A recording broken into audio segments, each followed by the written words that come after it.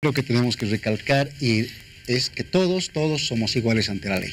La Constitución Política del Estado nos da esa atribución. A todos los seres humanos somos iguales ante la ley. El hecho de que muchas personas hayan perdido la libertad por algún u otro motivo, pues no hace de que pierdan sus derechos fundamentales, como son el derecho a la salud, el derecho mismo a la vida. En el caso de las poblaciones LGB y personas que viven con VIH, son derechos fundamentales que se han ido violando durante muchos años, que se siguen violando en las cárceles de Bolivia. Este estudio que hemos realizado nosotros en asocio con Fundación Construir, que somos parte de la plataforma de acceso a la justicia, hemos hecho este estudio para demostrar de que pese a toda la normativa que existe, la Constitución Política del Estado, la Ley 045, diferentes leyes y decretos que han salido para la población LGB, se siguen vulnerando estas poblaciones, ¿no? Se ve la homofobia, la transfobia, la acidofobia, diríamos en algunos casos, de los operadores de justicia, cuando tienen que juzgar a una persona, cuando tienen que dar un veredicto, incluso se ve sus principios religiosos como priman delante de lo que es la justicia. En estos casos sí diríamos que la justicia es ciega cuando tiene que trabajar con un operador de justicia, con un policía, con un fiscal que se enceguece por homofobia, transfobia, acidofobia, pues por ciertos tipos de perjuicios que a veces tiene la gente, ¿no? Ricardo, este estudio seguramente ha individualizado algunos casos que esta noche bien podrían servirnos de ejemplo.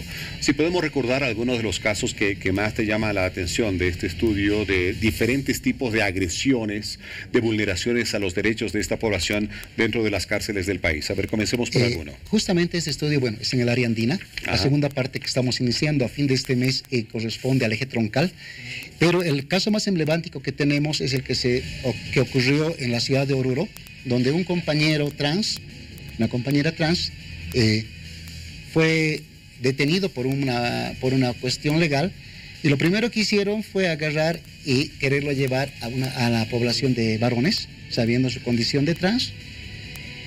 Se tuvo que hacer el colectivo de Oruro y la población de allá, y en apoyo con algunas instituciones que trabajan en lo que es derechos humanos de nuestra población, han conseguido de que esta persona vaya a la cárcel, a la parte de mujeres, a la sección de mujeres, pero también dentro de la sección de mujeres, las mismas mujeres lo han discriminado porque lo hacían dormir los primeros días en el baño, ¿no? Por el miedo a que les haga algo, ocurra alguna situación. He estado presente en 2 de sus audiencias allá en la ciudad de Oruro hace 4 años atrás, y he podido evidenciar la homofobia y transfobia que tienen algunos jueces y operadores de justicia, ¿no? Desde el hecho de decirle de que se vista como hombre para ir a una audiencia, desde que hable como hombre, que se peine como hombre porque él es un hombre, o sea, tú vas viendo todo ese tipo de vulneración, y no solo es eso en este caso emblemático, ¿no? Perdón, en ese caso en particular, obviamente todavía no regía esta ley 807 que establece los procedimientos ya administrativos, ya no judiciales, para el cambio de nombre, de hombre a mujer o de mujer a hombre, dependiendo cuál sea el caso de la persona trans. En ese momento todavía no había esta ley, por lo tanto esa persona seguramente no tenía algún respaldo legal, jurídico, que le permita decir, oiga, yo soy mujer, ¿no? Yo soy mujer ante la ley o ante mi ciudadanía es de mujer. Evidentemente no teníamos la ley de identidad de género en ese momento, pero también podemos ver de que hasta ahora, pese a existir la ley de identidad de género, se siguen vulnerando esos derechos.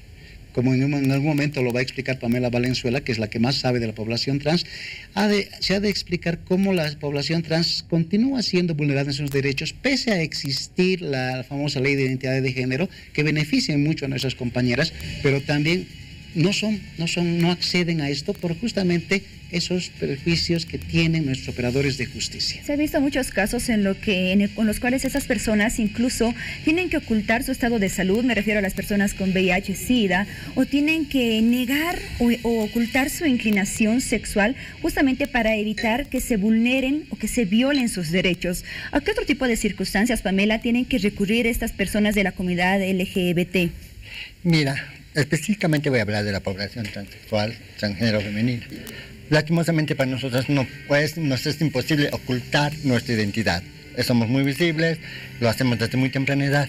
Y hasta ahora, pese a que hay la ley 807, que muchas hemos sido favorecidas, hay vulneración de derechos, mucho más a nuestras compañeras que están en situación penitenciaria, en situaciones privadas de libertad. Ellas no pueden acceder a la ley. ¿Por qué? La ley es para todos, accede a todos, pero lastimosamente uno de los requisitos es que el trámite es personal, y ellas, estando privadas de libertad, no pueden ir a hacer a conseguir sus certificados que son requisitos. No hay un servicio de esta naturaleza en las cárceles. No hay, y no hay tampoco un custodio para que les acompañen, porque es un trámite al principio para conseguir todos los requisitos, certificaciones, todo es como una semana. Entonces tener que salir a eso no, y no la van a poder lograr hasta que nosotras como Red Boliviana de Mujeres Transgénero veamos junto con el Ministerio de Justicia cómo podemos apoyar a esas compañeras, llevar todo eso hacia los regímenes penitenciarios para que ahí hagan sus trámites, porque eso es personal, no se lo puede hacer nada.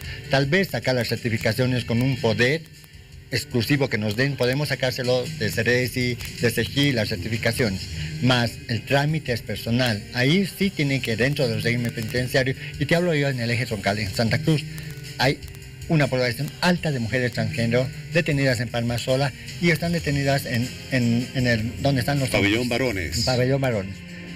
Entonces estamos ahí, ellas están expuestas a violación de derechos, a vulneración, a violencia. Precisamente ahí, yendo a ese punto, Pamela, hace un momento Ricardo nos mencionaba un ejemplo, un caso emblemático de Oruro, hace 4 años, cómo sufrió esa persona, ¿no es cierto?, cuando se le vulneraron todos sus derechos humanos.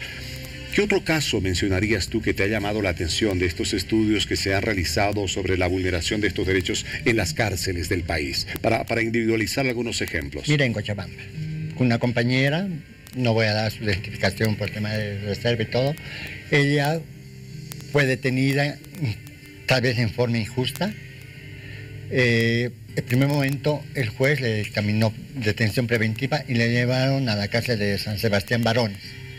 Después de que la dejaron, de que sufrió violencia física, psicológica y sexual, porque pasó 2 noches y en las 2 noches fue abusada sexualmente por todos los reos, recién cuando nosotros estábamos por afuera correteando, una juez que tal vez sintió el tema sacó su ser humano, ordenó de que la pasen a San Sebastián Mujeres. Igualmente ahí en San Sebastián Mujeres no era problema con las reclusas, era con los encargados de seguridad, las encargadas de seguridad ahí, que eran oficiales mujeres, que le decían que no podían revisarla porque él era varón, siendo que ella era una mujer ya totalmente construida. No estaba operada, si no tenía relaciones de sexo, pero estaba totalmente construida, estaba totalmente ya afeminizado su cuerpo. Igualito la querían rechazar, entonces teníamos un problema, he estado como 5 días, y en ese instante yo estaba como presidenta de la Red Boliviana de Mujeres Trans. Yo desde aquí tuve que irme a Cochabamba a hacer todo ese papeleo para que ella sea recluida en la cárcel. Durante 2 años estuvo injustamente, no tenía sentencia, nada. Después de 2 años se demostró su inocencia y salió. Después de haber sido violentada totalmente sus derechos. Ricardo, Pamela nos contaba esta historia de una de sus compañeras que fue víctima de violencia física, violencia sexual. ¿Cómo se realiza el control en las cárceles? ¿Cómo podríamos calificar la eficiencia del control que se realizan dentro de estos recintos penitenciarios para evitar este tipo de violencias a esta parte de la población? Bueno, sí hay algo que hemos podido ver que en Latinoamérica y en muchos lugares de subdesarrollo que podríamos llamar, las cárceles son tierra de nadie, donde es la ley del más fuerte, diríamos en algún momento la ley del oeste, donde la fuerza y la violencia es la que manda, donde los reos y los reclusos que tienen más años y están sentenciados son aquellos que tienen el control de las cárceles, incluso a veces ni la policía tiene el control de las cárceles, porque se venden celdas, se hacen todo tipo de negociados en las cárceles. Entonces el control de la violencia no existe, porque en un momento estarán los guardias cuidando el patio, pero en otro momento los mismos reclusos le están pegando a la persona.